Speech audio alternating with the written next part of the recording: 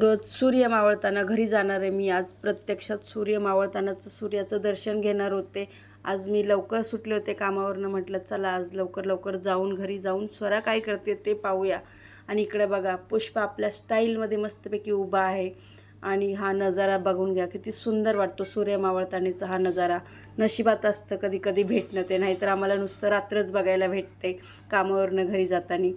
आणि इकडे मला स्वराने फरमाईश केली होती की मम्मी मला पावभाजी खायची आज, तर पावभाजी बनवायची. त्याच्यासाठी मी पाव घ्यायला इथं बेकरीमध्ये आले.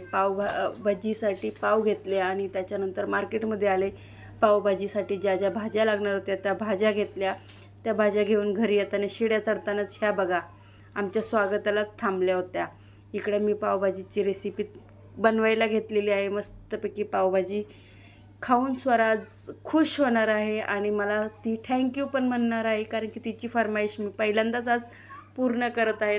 नाहीतर मला खूप कंटाळा येतो घरी आल्यावरती. तिचं नेहमीचंच असतं, मम्मी तू काही चमचमीत बनवत नाही.